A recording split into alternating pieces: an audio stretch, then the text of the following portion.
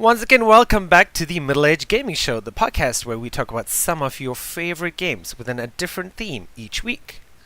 That's right. And this week's theme is If They Build It, They Will Come. Games in which players are able to create and hopefully share their own content. And within this theme, we will be breaking our choices down into three categories: level building, character building, and favorite customization toolsets. So, Adam, would you like the first swing of the hammer this week? Why, thank you. So my game is Little Big Planet. It was originally on the PS3 for Little Big Planet and Little Big Planet 2, and then Little Big Planet 3 came out on the PS4. They also have Little Big Planet Karting, and coming out soon is Sackboy: A Big Adventure. So this is actually a growing franchise, and Sackboy, the main character of Little Big Planet, has kind of become the unofficial mascot of PlayStation, along with Kratos from God of War. Aloy's starting to show up more, and recently we've been seeing a lot of Spider-Man. So he's a big deal on PlayStation. So this game is made by Media Molecule.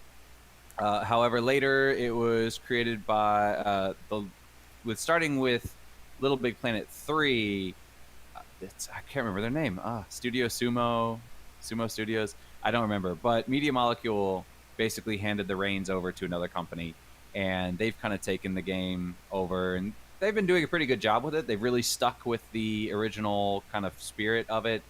But they actually have kind of improved on some of the creation tools, so you get a lot more. So the original game came out on PS3 back in October 2008. Sackboy: Big Adventure will be coming out this month, November 12th. So we just have another 9 days. So look forward to that. Unfortunately, if you saw my tweet, Sackboy: A Big Adventure does not have any creation tools in it. You can still customize your Sackboy, so there's some customization in there, but there's none of this level building that the original had. So the reason that I picked this, so our first theme is levels, so games that allow you to kind of create your own content to play or for other people to play. I chose this because this is basically the definitive create your own game. All right. It's really fun. It's a platformer. The original one basically also helped you. You could only maintain your platforming games. Basically, you had 3 layers that the character could move between, the front, the middle, and the back. And they had some really great levels that you could start with. But then, of course, the real meat of the game is the create your own level feature. So basically what happens is you get your Sackboy, you get a open map or a level builder, basically, and then you can choose your materials, choose certain shape stamps, and stamp down the shapes of the level that you want. And using different materials, they have different properties. So, for instance, a material like stone is not going to break. It's going to be heavy. It's going to be very solid. If you pick a material called antimatter, antimatter is not affected by gravity. So you can use little antimatter pins to kind of hold your level in place, so you can have floating platforms and whatnot. Materials like cardboard are much, much lighter than stone. But not only that, they also are destructible. So the game is fully destructible. You can get things like mines or TNT, and you can blow up parts of the level. And so that can actually make the game really, really interesting, because you could have, say, a wall in the game, and one of the solutions to fix it is you could actually just drag over mines, blow a hole through the wall, and then walk through it. And people have really taken advantage of this to create some really, really cool and interesting levels. They also have switches, so you can plug everything into a switch like a motor. One of the things that I love to do in Little Big Planet is build vehicles. That's basically, I'll open up a level in basically every game, and that level is just dedicated to creating random things. I have no intention of publishing it. It's just purely for seeing how creative I can be. And you hook up some wheels to a switch, and you can kind of drive it back and drive it forward. And then in the later game, they gave you what's called the Controlinator, where the Sackboy will sit in a little seat, and a little panel that looks like a PS4 controller will show up above you. And all those are basically switches. So what you can do is you can map certain things to buttons on the controller or the analog sticks. So, for example, if you wanted to build a car, you could hook up the wheels to the left analog stick. And if you wanted to build a tank, you could hook up the turret to the right analog stick. So you can drive it and, change your turret angles and all that. And then hook up, buttons for like, oh, if it hits this button, it jumps. Or if you hit this button, your guy gets out. So it's got a lot of really, really cool things. Now, one thing that obviously is a question that people would have is, well, if I just build a giant level and it's just one solid block, that's not going to take up a lot of memory. But if I have 1,000 tiny blocks, that's going to take up a lot more memory, especially because with physics, they're all interacting with each other. So how does it deal with that? Well, what the game does is it has something called a heat bar. And basically, every time you put something into your level, the heat bar will go up based on the processing complexity of the level. So if you can have a huge level, but everything's static, your heat bar might still remain relatively low. If you have a small level, for example, one time I built a pachinko machine in it that would just shoot out little balls that'll run down. That would have a really high heat, even though it's a really relatively small level, because it has to keep track of maybe 100 different of these little balls falling down. So because of that, then the heat's much higher, so my level's much smaller. So that kind of, and it's not like a real limiting thing. It doesn't say like, oh, you've hit this, we can't go any higher. No, it just kind of warns you, saying, oh, this level's going to take a little more processing power. Oh, this level's going to take a little less processing power. And it does that so that, you can have a higher level, but it's basically warning you, yeah, there's going to be some slowdown and things like that. So some of the really cool things that I've seen in this game, I myself, if you've ever watched Ultimate Ninja Warrior, have you ever seen Ultimate Ninja Warrior on Oh yeah, TV? loads of Okay. times. Right. So they have Ultimate Ninja Warrior. There's also the Japanese version is called Sasuke.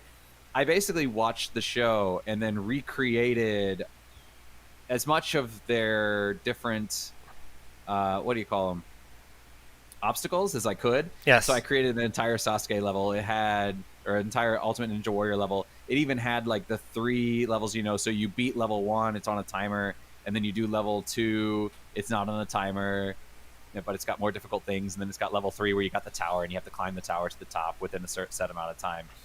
So I did that. I thought that was really cool. I've seen when my little brother came to Taiwan, we were playing Little Big Planet because it's a great game for groups. It can have you can have 1 to 4 players. But we would play this game where basically what it was is you had 1 life and you're on this flat thing. It's just a big solid platform and there's a little house in it, and the house has a little way down and it's got a little a basement to it. But then after a set amount of time, bombs will start falling from the sky. So it was kind of this survive as long as you can game. Oh, cool. Yeah. So bombs would fall, and at the same time, these little baubles that you can collect for points will fall. So you have to collect the baubles, but not get yourself blown up. But because everything is destructible, the longer the game plays, you're getting craters, and the whole level is being torn apart, and things are collapsing in on each other, and you can get trapped if you're in a bad position, or so you want to stay in a good position. So that was a really simple level, but it was really, really fun, and it's great for groups of 4 people to see who can survive the longest. So there's a lot of creativity you can have in this game, and it's really, really fun. I've seen a level where the guy made it that the whole level was on a motor, and when you hit certain parts of the level, the entire level would rotate and flip upside down. So you'd have to get to certain points, flip the entire level over, get to the next point, flip it back, and so this level would basically constantly rotate back and forth, and that was the mechanic of the level. So there are definitely a lot of really, really cool things that people have done with this game. You should definitely check it out. I'm sure there's going to be a Little Big Planet 4 eventually on the PS5. Currently, though, Little Big Planet 3 is on the PS4, and obviously you're going to be able to play that on the PS5, so I would definitely say it's definitely worth checking out. This is a game that's going to be well worth your money, because, you get you pay for however many default levels they have in the game, but there are literally thousands of user-created levels out there, and some of them are really, really good. So this is good for people who like platformers, old school platformers, 2D platformers, Mario, Sonic the Hedgehog, that sort of thing. And this is also really, really great for people that just kind of like those kind of physics simulators. I don't know if you played it. There was a game. It's called The Fantastic Contraption, where basically you had. Have you ever played that one? It's like the something machine or something like back in the late 90s. Yeah, yeah. So you have like some kind of machine with wheels and pistons, and And you get you to can make hook it up things. with You have to wood or solve water like or puzzles and stuff. And right. So you have yeah, to build a yeah, machine that in this zone, and the machine will have to work its way over to the next zone. If you like that kind of game, you're really gonna love this because this has all that kind of customization and more. So yeah, definitely worth checking it out. So, got any questions for me? always got questions. You know that. Um, so like when you chose this topic, and we talked about it. Usually, for listeners, if you don't know, when we choose the topics, we usually choose it. So like today after the show, we'll choose the topic for next week. When Adam mentioned this topic, I was like, oh, okay, I can do this. And then as I was preparing for the show, I'm like, oh my god, I can't do this because I never played this kind of game like Mario Maker, which is I guess something modern or something before. Um, these kind of games tend to take more time, right? It depends. You get out what you put in. So if you really want to build like really cool levels, yeah, it's going to take a lot more time. If you just want to play levels, see what other levels other people have made, then it's basically just any other platformer. You play a level for 15 minutes and then you play another level for 15 minutes. So it depends on how much time and effort you really want to put into it. For me, I do spend a lot of time in my create mode, but I'm just creating all sorts of weird things. Like I'll create like a Tron cycle, but make the wheels sticky so it can drive on walls and ceilings. Or I've built like armored vehicles, things like tanks. I built one time, it was basically just a giant wheel, and you climb inside of it, and it just rolls. I saw somebody built a working Metal Gear Rex one time. So that was really cool. If you've played Metal Gear Solid, Metal Gear Rex is this big bipedal it's kind of like a bipedal tech, like a mech warrior. But somebody built that. It's got functioning legs and it walks. They had to take some artistic license to kind of put these little stands on the back of the feet because it's not balanced properly. But it actually could step and walk, and people do things like that. That's cool. Yeah, no. So if you're the kind of person who wants to build something, yes, it's going to take a lot of time. But if you're just the kind of person who just kind of wants kind of a partying game, something that you can kind of have fun with and just see what creativity other people have, then no, you don't have to put any time into that at all if you don't want to. Okay. So of course this is only on PlayStation, right? There's no Little Big Planet. Yes, this is a PlayStation exclusive, so you're going to need to have a PlayStation to be able to play it. Okay. And to my knowledge, there's not another game like it on other systems, so there's no answer to this game on other consoles. Or I'm sure there's something relatively similar on PC, but you might have to find it, and it's probably not as powerful a tool overall. Now, is this available on the PS streaming thing, the service, or the PlayStation thing? Now? Yeah, the one which you can pay like $10 or $15 a month and stream PlayStation games to your PC. I am not sure. I think maybe the first one and maybe the second one might be available. Let me look it up real quick. Little Big Planet. Sure. I mean, because I'm looking at this, I'm Now. like, oh man, this would be so cool. I like to teach about game design and game elements and physics and that kind of stuff. Would be a kind of a cool, good-looking sandbox, better than what I've seen available at the moment for this kind of stuff. Anyway. Okay, so yes, Little Big Planet 3 is available on PS Now. So you can play it on PS Now. So if you have it on your do they have PS Now on PC? Yeah. It's Okay. one of the things I've always wanted to get if I was running out of games, but I'll never run out of games, so. Yes, it is available on PS Now. In fact, the latest version, Little Big Planet 3, is available there. So Okay, last question. You tweeted about it yesterday, yes. right? And you said no create mode, right? No create mode in Sackboy: A Big Adventure. So, Sackboy: A Big Adventure is going to be Sackboy, the main character from Little Big Planet's first foray on the PS5, and this one is fully 3D. The other ones were what do you call them? 2.5D, where 2.5D, like 2D, but you can move through layers basically. So, like a Streets of Rage kind of thing. This one's fully 3D. But because they made it fully 3D, they said they wanted to create a game that really captured the essence of Little Big Planet, but they really wanted to kind of show off some of the things that the PlayStation 5 could do and they really wanted to experiment. So they wanted to. One thing that Sackboy in the previous 3 games has had a reputation for is kind of floaty controls, and you can feel it when he jumps. He's kind of like wobbling, you know. So you can jump and have a smooth curve, but you can kind of jump like this and kind of have like a little loop to it and whatever. So he's got very floaty controls. So they said they wanted to tighten the controls, make him feel more like a traditional platforming character. But to do that, I guess for making the game 3D, they felt it would be too much to allow people to have control of building these levels, and that would just be too much work. Because 2D, it's work, but it's manageable. I guess in 3D, having like certain animations for enemies and stuff like that might just be a little bit too difficult to do, or it might just be better to do that, you know, on the programming side, not doing it in the game side. Because I think with the other games, when they built all the levels, they built all the levels in game, not pre-programmed. I think they use the in-game engine to build them. So how do you think that's going to impact sales?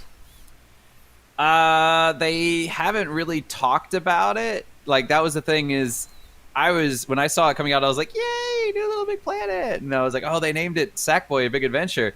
And in my head, I'm thinking, okay, they had Little Big Planet kart racing. And I remember that one didn't get the same, people didn't like that one as much. There used to be another kart game that was, you could build your own tracks, called Mod Nation Racers. That was an amazing game, the PS3. Unfortunately, that studio has gone under, so they are disbanded, but they assisted Little Big Planet in building their own karting game, which unfortunately didn't work as well. So when I found out that it was called Sackboy: A Big Adventure and not Little Big Planet 4, I was like, okay, last time they tried to make a not Little Big Planet, didn't work out so well. So I decided to do some research on it, and then I found out, yes, there is no create mode. This is not a Little Big Planet game. This is part of the Little Big Planet franchise, but this is not a mainstay game. It's an offshoot. So because they haven't really advertised that, some people will know, and I think the people who know, it is going to affect sales. Okay. But I think they specifically didn't mention it because they knew it would affect sales. I mean, that's the company's prerogative. They're going to make money. Right. But back to what you were saying before, if you are trying to teach a child how to program, here you're not really programming. These are more of logic problems, in the sense that you might say, like, okay, I need to make a wheel. Okay, attach a wheel to this and then attach the switch to that. So they're more logic problems, but it's definitely a good step for teaching good algorithm thinking and that sort of thing and problem solving.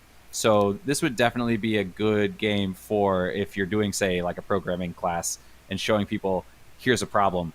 I need you to create something to solve it, and that kind of creatively thinking around a problem.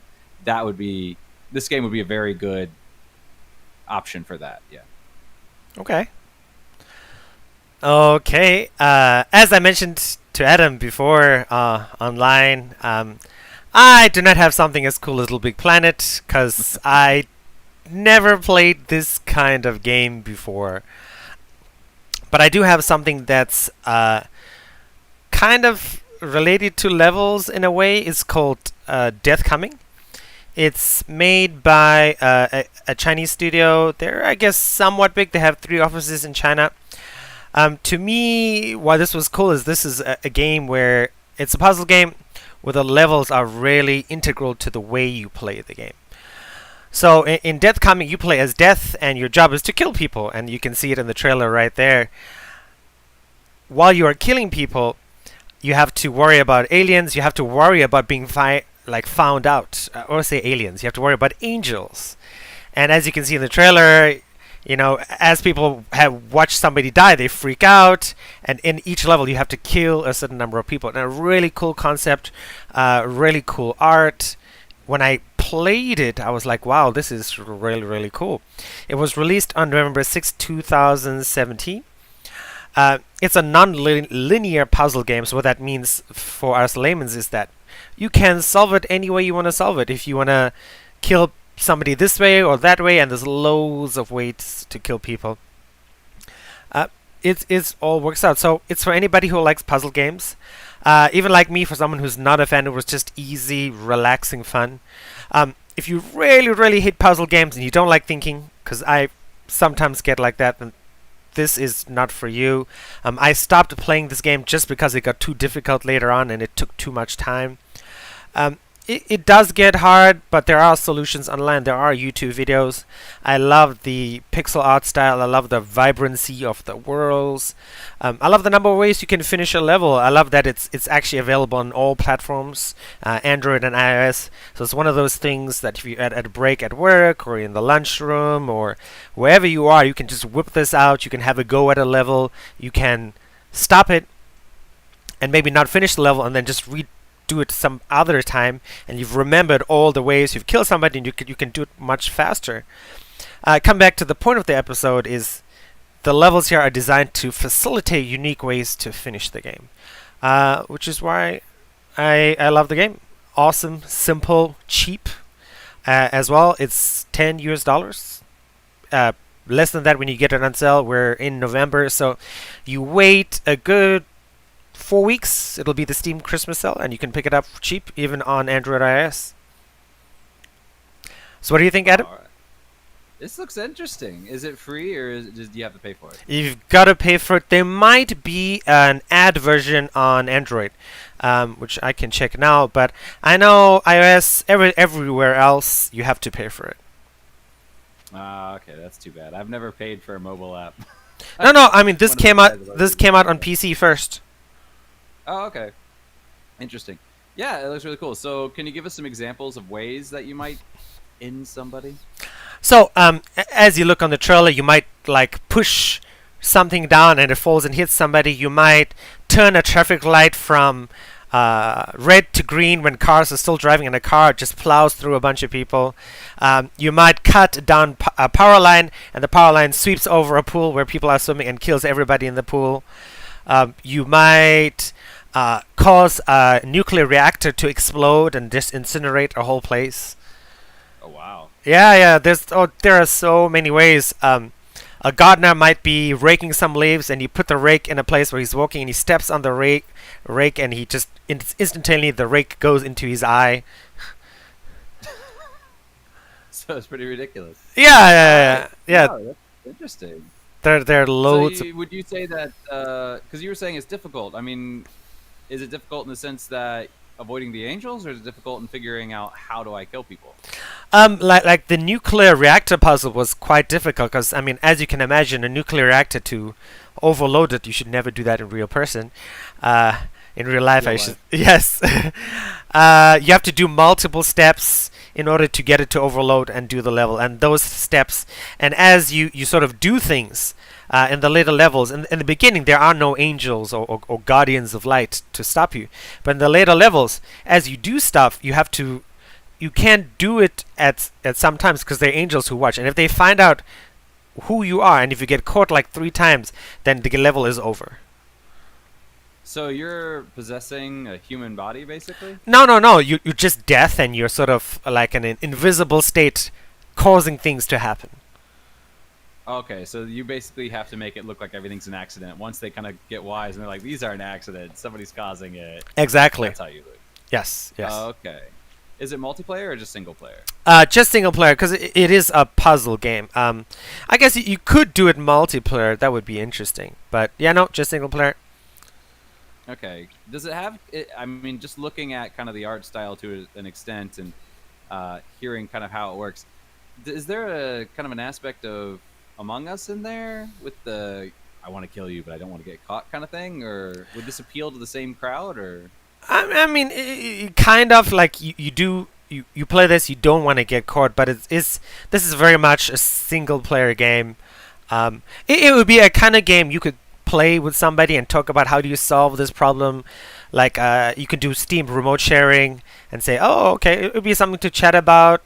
Somebody who likes puzzle games, if you have a puzzle gamer, maybe a wife or a girlfriend or a boyfriend, or somebody who's not a big gamer, you could sit down and they'd enjoy the art, they'd enjoy the colorful worlds. They might enjoy the killing, but definitely something you could play with somebody, but maybe not more than one person. okay. Interesting. Yeah, I'll definitely have to look up some feeds of this or some videos of this. So it is free on Android, ad version, and you can buy it without ads. Oh, nice. Yes, so I'm gonna have to check that out today. I didn't realize that as well, so I'm gonna download it because I really enjoyed it and I'd like to play it on my phone. Oh, nice. All right, Adam. So what is your game? So, moving on, we are going on to character development. So, this is where you can kind of customize and create your own character, which might be a little bit easier for creating, because there's lots of games with character creation. I was originally thinking about using Spore, but then I decided against it because there's another game that I'd like to talk about, and that is going to be Armored Core. Now, unfortunately, Armored Core does not has not made a game since the PS3. Another game that I also wanted to talk about was Fighter Maker, where you could basically create your own fighter, but that has not released a game since the PS2. So that game is not coming back. However, Armored Core is made by From Software, and if you are familiar with From Software, they are the guys that made Demon Souls and Dark Souls. So a lot of people know From Software as the Dark Souls company. Well, old schoolers like myself know it as the Armored Core company because they made Armored Core way back in the original for the original PlayStation. It has been on PlayStation 1, PlayStation 2, PlayStation 3, and unfortunately it did not have any iterations on the PlayStation 4, but they have announced that they are interested in making an Armored Core 6 at some point. So keep your eye on it. It might come out. Now, the original came out back in 1997. The most recent was Armored Core 5 Verdict Day, which came out in September 2013.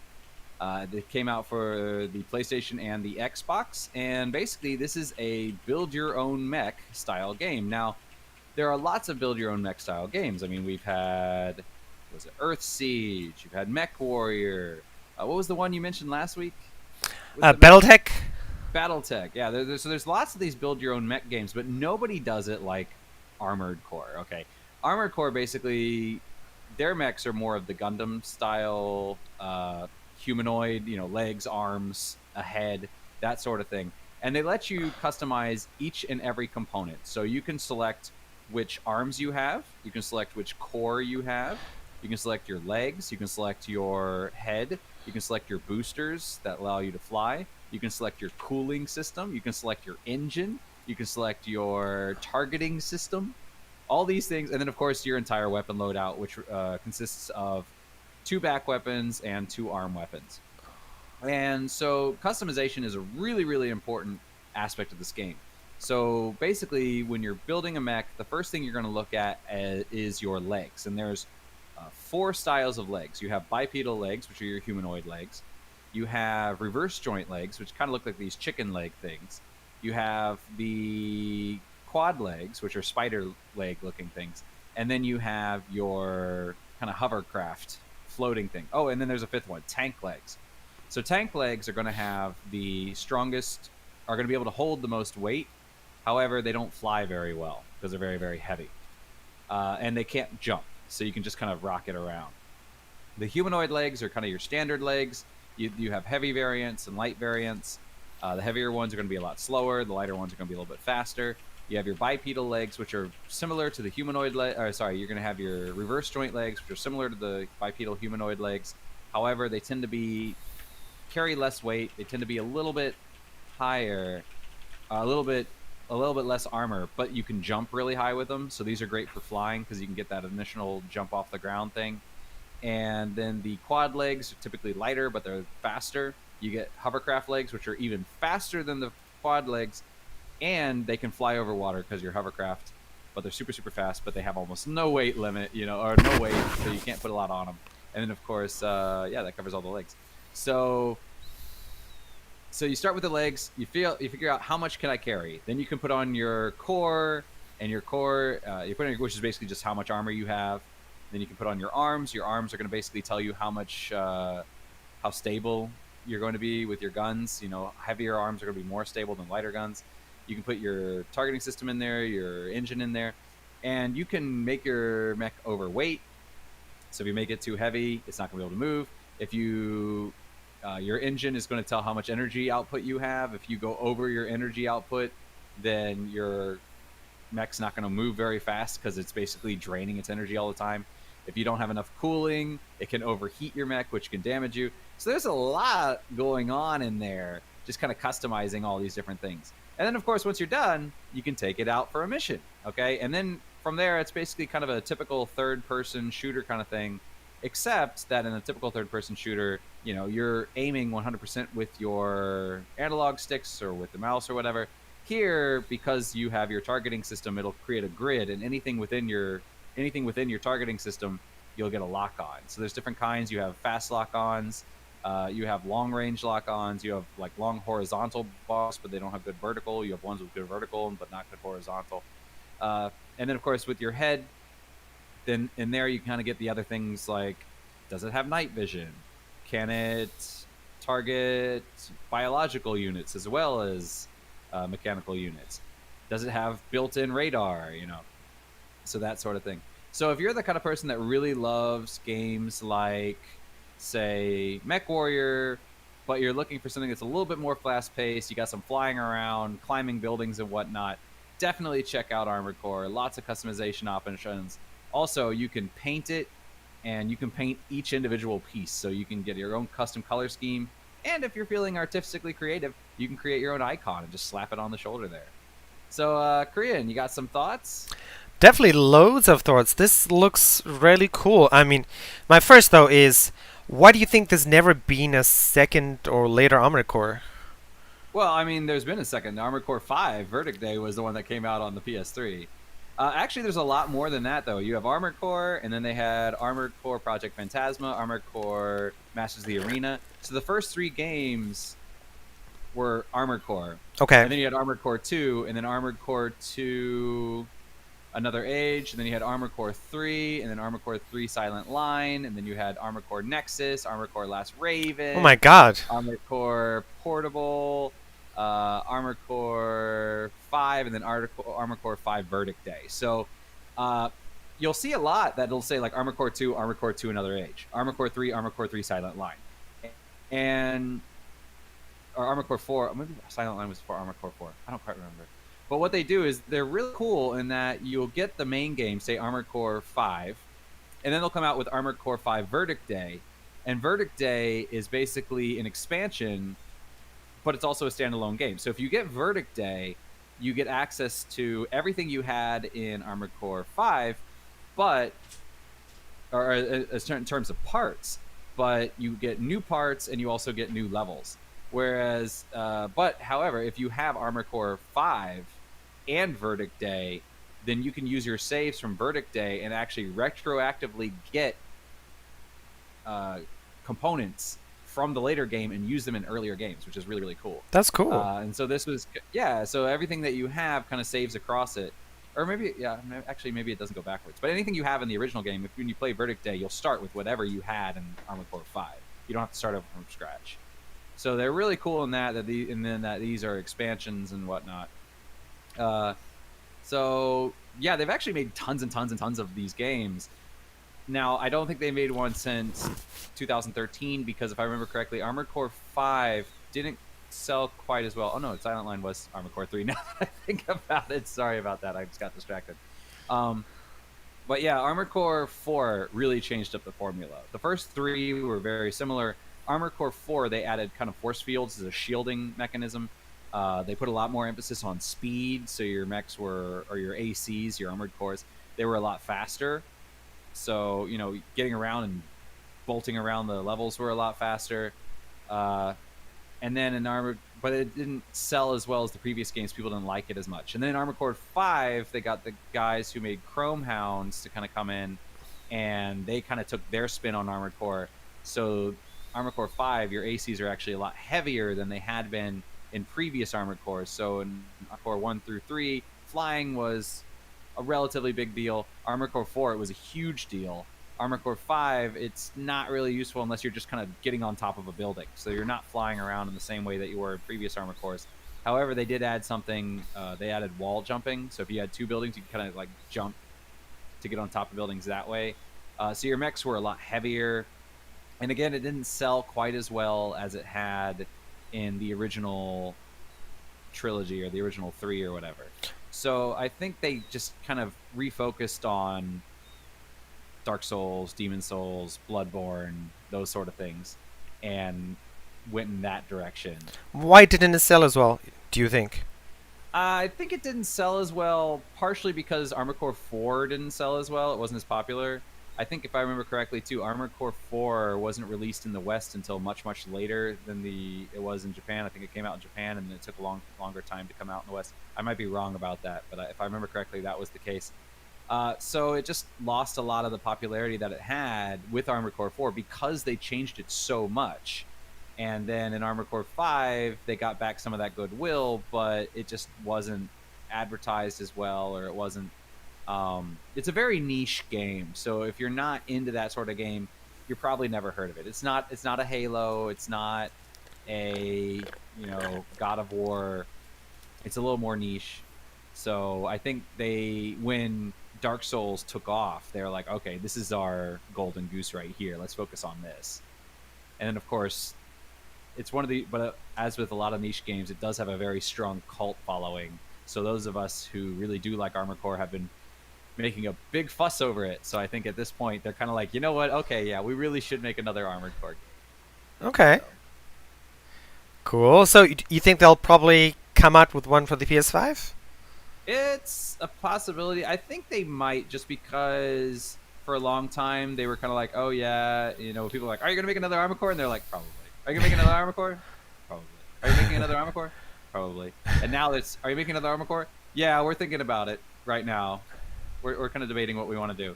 So the fact that they've acknowledged, yes, we are thinking about it. We are planning on making another Armored Core game is more than what they've given us in a while. So I do think it's a possibility that we might see it this gen. Okay. And I'm really hoping we do. Alright, so moving on to my character game. My character game is XCOM Enemy Unknown from October 9th, 2012, published by 2K Firaxis. I was going to choose Skyrim again, but because this is a game show about games, and we've already talked about it, so I'm going to go with XCOM.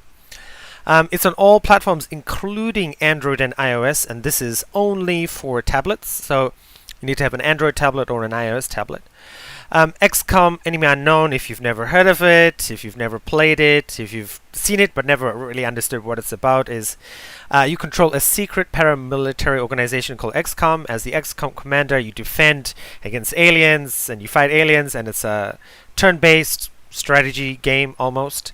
You get to research technologies, you go into combat, you get to deal with situations, make choices.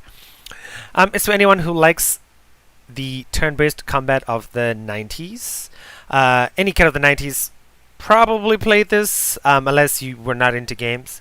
Much easier than the early games. I played all the XCOMs in the 90s with my brothers, and we ended up using cheat codes because it was just way too hard. I love this game as well because I've talked about it on previous episodes. Save scumming is your friend. I hate having people die, but that goes back into the idea of characters.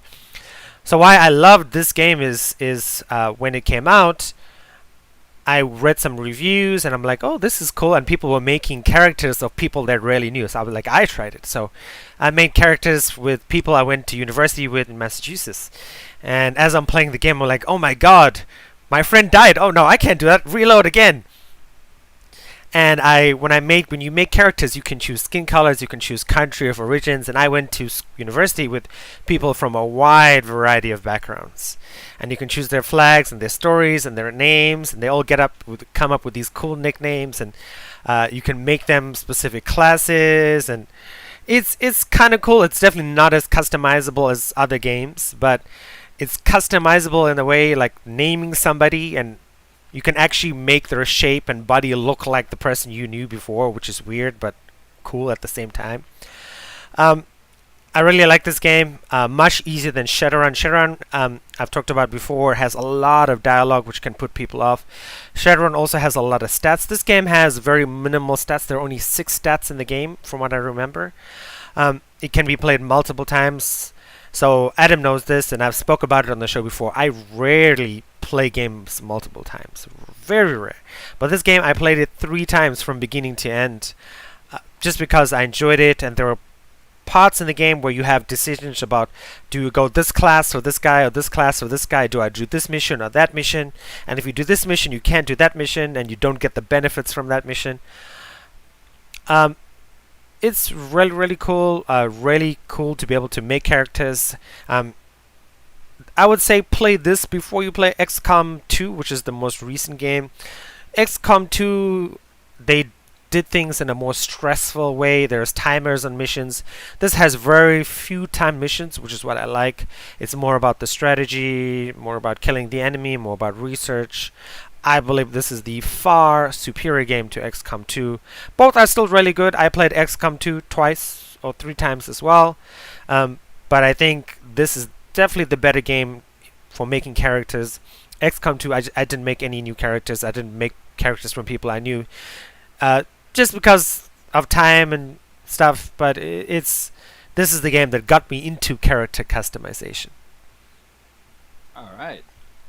That sounds very dangerous to me. The idea of a game where your characters will readily die, but you have lots of customization options for creating new characters. I just feel like I'd spend more time creating people than actually playing the game because I'd be, that guy died. Time to make a new one.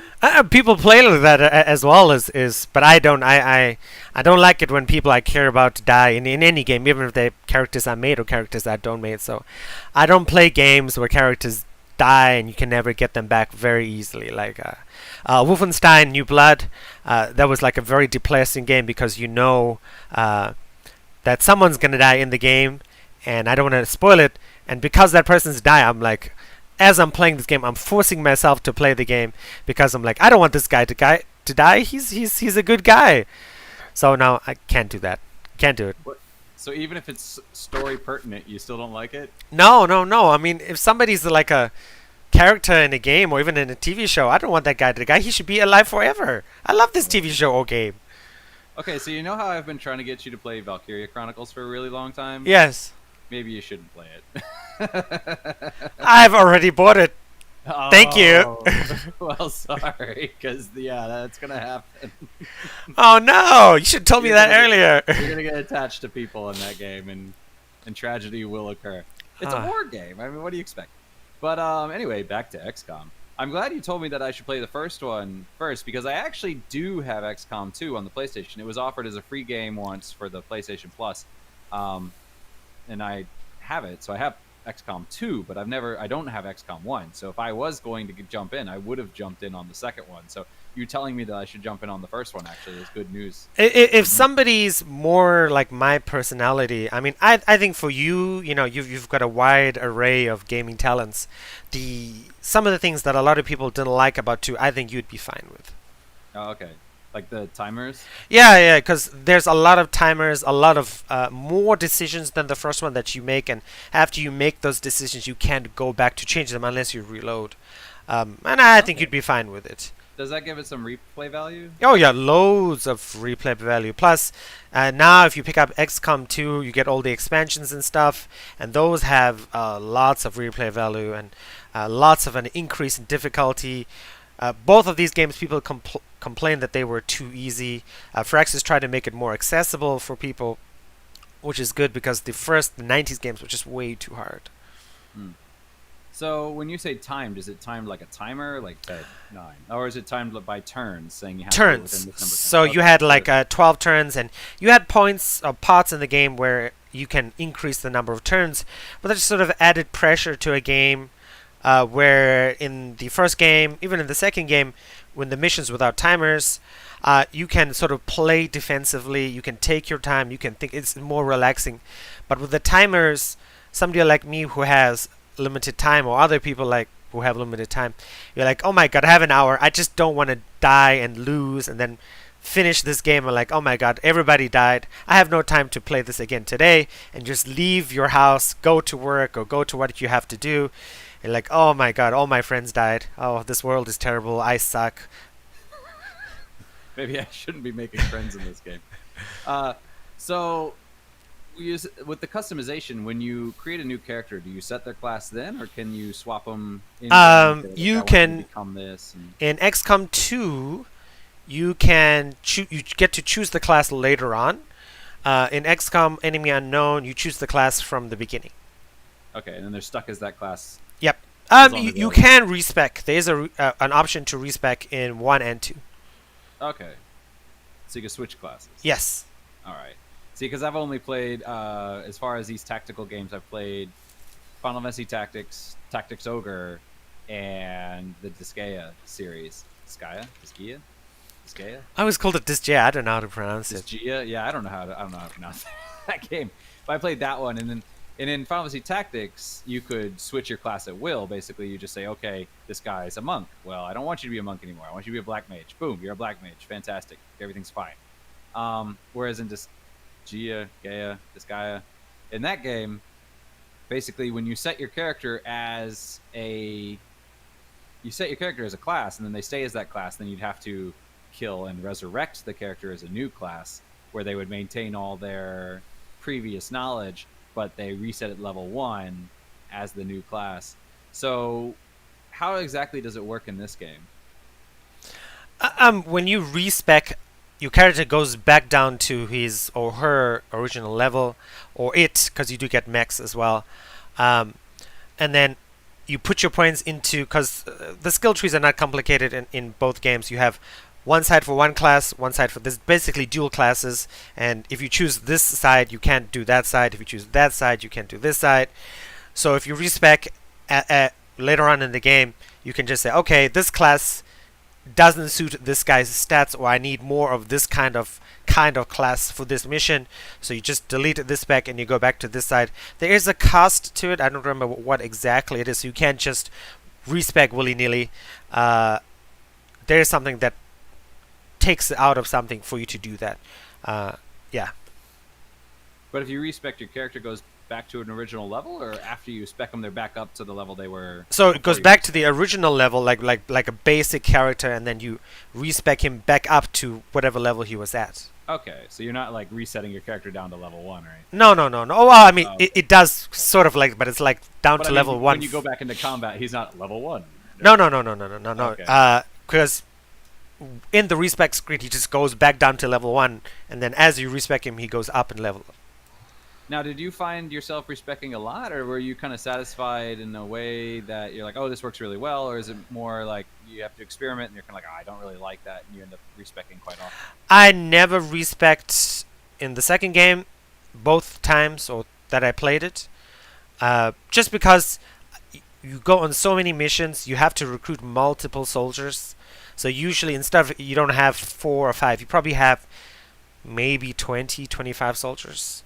In the first game as well, you have a good 16, 17 soldiers. So there is no reason to respec. Some people do just for creating really specialized teams, but it is an option. Okay. And last question. So, of the 3 games that I mentioned that I've played, they all do leveling very differently. Final Fantasy Tactics you would gain job points every time you did anything. So if you healed somebody, you would get job points. If you attacked somebody, you would get job points. Basically, every time you take an action, you get job points. In Tactics Ogre, at the end of the level, it would figure out how many characters you have, and it would distribute your experience among them equally. And then in Disgaea, you only get experience from killing enemies, which meant that your healers were really difficult to level up because they would never get experience unless they were the ones to finish people off, which they're specifically not designed to do. How does experience work in this game? So in both of the XCOM games, you get experience by killing enemies, and it's sort of like you meant about Disgaea, that it's because there are different classes. So like in the later parts of the game, you find some classes gain levels faster than others, just because, especially like the sort of AoE damage guys that have grenade launchers or they throw grenades pretty often and they do damage to multiple enemies, killing maybe 2 or 3 at the same time. Those guys gain experience super fast. Other classes, especially in the beginning, snipers don't gain a lot of experience. They gain experience later on when they unlock certain skills. That is a problem as well. So you sort of have to manage that. You have to sort of say, okay, I'm just almost about to kill this guy. Let this guy kill this guy first so he can get the experience rather than this guy killing it. That's too bad. I hated that system because yeah, a lot of times it was kind of like, okay, I need to get this guy down. Please do not crit. Oh, you crit. You killed him. Okay, never mind. And then certain characters steamroll and get way powerful, and other characters are just forever behind. Yes, So they yes, just can't keep yes. up. Uh, That's too bad. it's it's still this is still one of my top 10 games ever. All right, we'll also have to check it out, see how it works. Okay, I RPG do love Maker time. games. Yes. All right. So on to our last, what do you call it? Topic, subtopic, toolbox. So basically, games that give you something, or how do you do customization in this game? How does it work? And I'm going to pick the RPG Maker series, which has been going on for quite a while. Their original game was in 1992, and their most recent one was August this year, 2020. So they've been around for a long time. My first introduction to it was RPG Maker on the original PlayStation, and I've done a little bit with RPG Maker. I don't remember what was it called, RPG Maker XP. I don't know, one computer version. But basically, this game it's almost not even a game. It's almost a tool, but which is what we're talking about. But basically, what you're doing is you're creating your own old school kind of top down, Sega Genesis, Super Nintendo era RPG. The golden age of RPGs back in the early 90s. You can create your own game like that. And it gives you a lot of tools to do it. So as you can see in the trailer, they have the character, I can't think of what they're called now, the sprite sheets. So you can customize faces, you can go through and customize animations. The original game, the combat was basically you would just have your names at the bottom, a picture of the enemy at the top, and now they've added things where the combat's more like what you would see in, say, Final Fantasy VI or the old school Final Fantasies, where you have your characters on the right-hand side, the bad guys on the left-hand side, and your characters kind of animated, so you can have these little sprite animations and whatnot. But really, what makes it really cool, and this is a game, again, that's really good if you're trying to teach somebody programming. This is a very great game for it. I remember my friend, he basically was learning how to do switches and variables, and he was doing all these things back on the original PlayStation when he made this game. But anyway, basically, you get maps, and then you can draw out your maps. You get panels, squares, and you can draw out using these squares. You can build the grounds, you can build walls. You can tell it which part of the path is walkable, which parts are not walkable. And then once you're done with that, then you can go in and you can create programs, basically. So you will create what would be called a switch. So for example, you could put a switch on a piece of ground where when your character, if character steps on this, then do that. So you could say, when you step on this thing, a character comes running in from the right hand side and says, warrior, the castle is on fire, come save us. So you can program it to do that.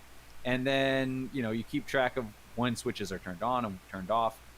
But yeah, it just basically allows you to create your old school early PlayStation, Super Nintendo style RPGs. Makes it very, very simple, very, very easy. You really don't need any programming skill whatsoever. You just need to have good logic skills and think about like keeping track of, okay, if this, then that, but you don't need to know any of the syntax or anything like that. So if you're the kind of person that loves those style of RPGs, go ahead and get this game. You can also get RPG Maker MX. RPG MX is a previous version, but there's a version of the game where it's free, and you can play the other games that other people have made for free. So if you get that version, you can't create your own games, but you can play games that other people have created for free, which I think is really, really cool of them to have made this and say like, hey, you buy the game, you can create your own RPGs, but we'll give you this distribution thing and people can play your games for free. So I think it's really great. I agree. I've followed this before, and I've thought about it because when I've wanted to make my own games, people have recommended this.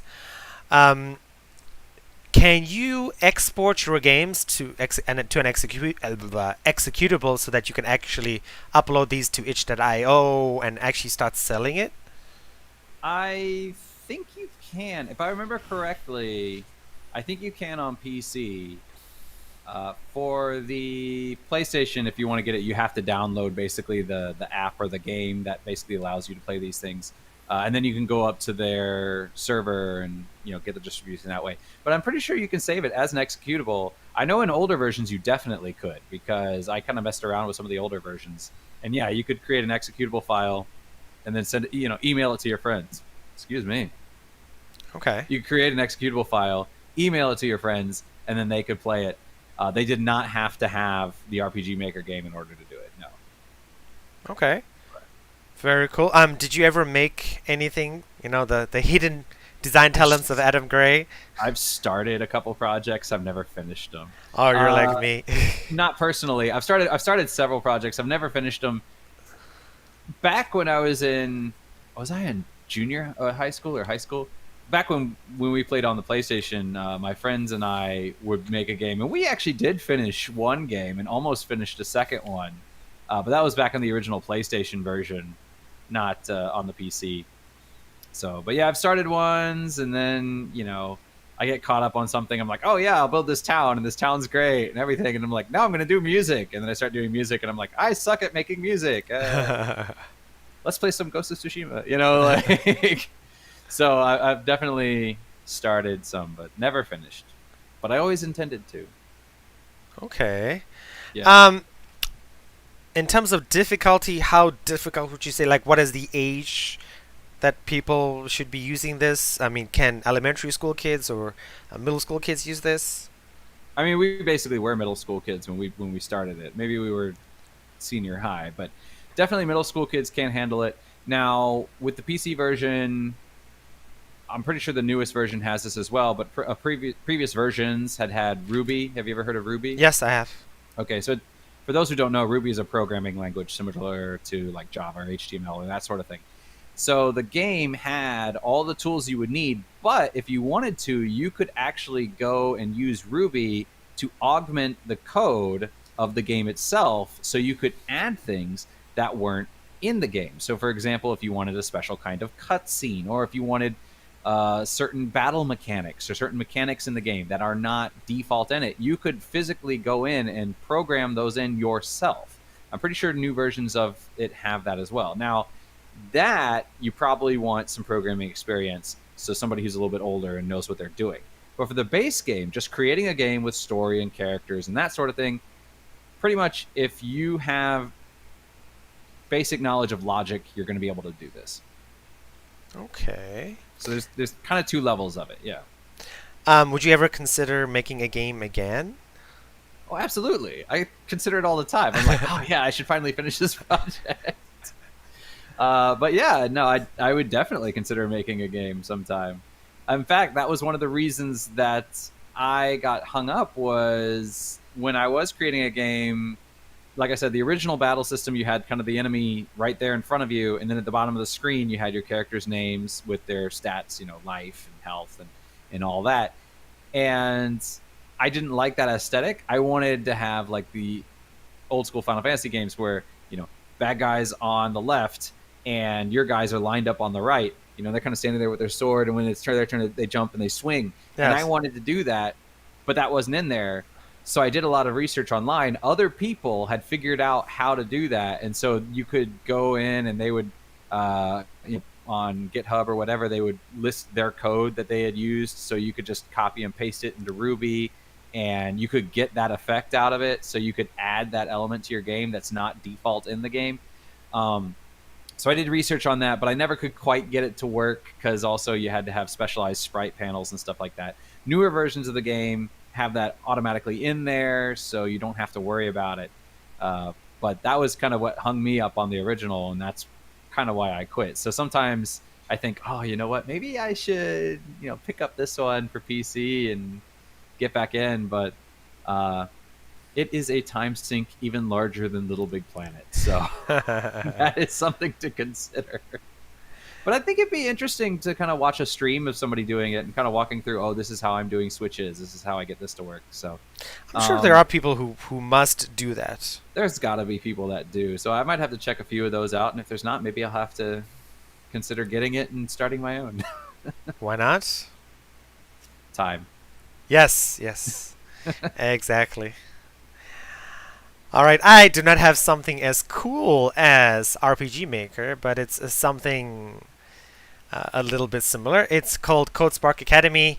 Now, I'm going to preface this by saying this is not really made for adults, but if you are a teacher or if you have kids, it's a really cool PC, iPad, Android game that teaches logic and visual programming in a sense. Because as you can see from the trailer, you sort of drag things across, so there's no really big need to be able to read well, which works great for Taiwan, where kids' English in some cases is not that great.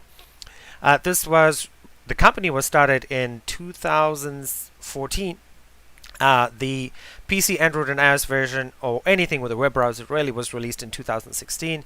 It's got colorful characters, easy for kids. I think the recommended ages is like 6 years old, but could be even younger if your kid has the patience for it.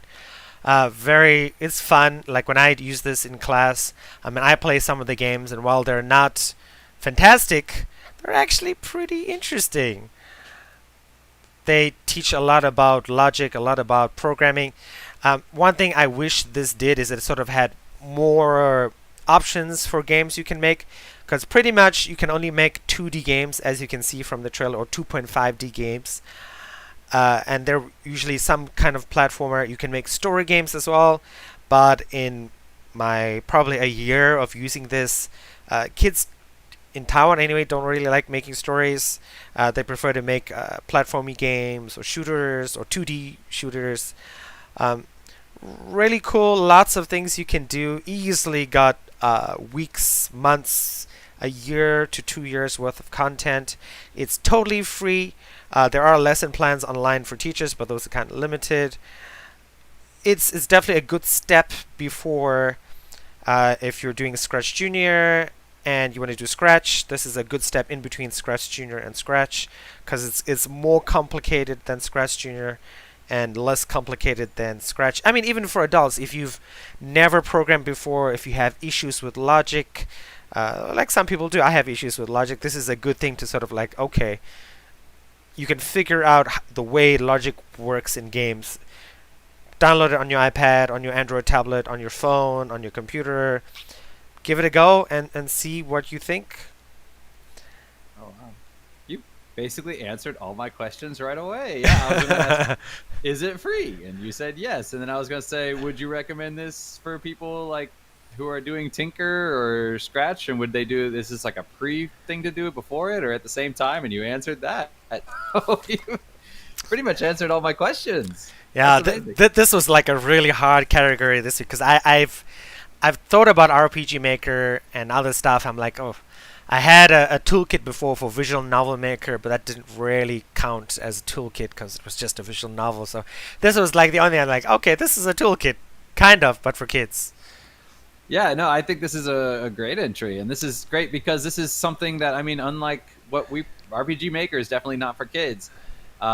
You definitely are not young kids, and Little Big Planet definitely not either. But this is great because this is something that even very small children can do. So this is a very great intro, and it's free. And I think this would be great because I think programming is a wonderful thing for children to learn, especially because now everything's digital, and having at least a little bit of that knowledge is super helpful. Definitely. We need more programmers, more computer scientists. Start your kids early. I'm a big believer in that. Yeah, and even if you're not doing, I mean, I have a degree in computer science, but I mean, even if you're not doing programming like I'm not, I still use a lot of these skills all the time. For example, exactly. Being teachers, we need to do, grade sheets and stuff like that. I know a lot of teachers would do it by hand. So I said, hey, you know what? I'm just going to create, and this is not something fancy. I'm just going to create an Excel spreadsheet that compiles everything, that you can just enter in some numbers, and it's just going to compile all the grades. It's going to display them in a nice printable format, and it just saves a lot of time. And these are skills that I picked up through programming. So yeah, definitely having at least a basic programming concept of how things work and algorithm development, I think, is great. So this is perfect. Definitely. I mean, I used said spreadsheet before that Adam made. It's a good spreadsheet. Very good spreadsheet. All right. So I guess that brings us to a close. It does. Thank you for joining us. And if you miss us later, be sure to check us out on Middle Age Gaming 2020 on Twitch. We are now back to broadcasting simultaneously on Twitch, Facebook, and YouTube. Catch us anywhere on there. That's because I just figured it out. Middle Age Gaming on Instagram, Gaming Age on Twitter, Middle Age Gaming 2020 on Facebook, and of course, just email us directly at middleagegaming2020@gmail.com. And thank God that Korean has those programming background because he's allowed to find out how to put us on multiple streams at once. See, these things are important, people. And of course, thank you for joining us today. So please feel free to leave any comments anywhere that you can find us because we are looking very much to reading them, looking forward very much to reading them, and we are desperately, desperately waiting. So we hope to see you soon. Definitely. All right, have a good week, and stay tuned for the after show where we dive deep into Ghost of Tsushima. Adam is going to be the star of the show, and we'll be talking for a very long time in between my questions. So sorry. No, it's a good thing. If you're thinking about buying it, if you've bought it and you didn't like it, have a listen to Adam's stream just now, or listen to the podcast later. Have a look on your podcast app. It will definitely keep you very well informed about what this game has to offer. Maybe you need to play it for longer if you just didn't like it when you bought it. Stay tuned, and we will be right back in about 10 minutes. Yep. Okay, bye.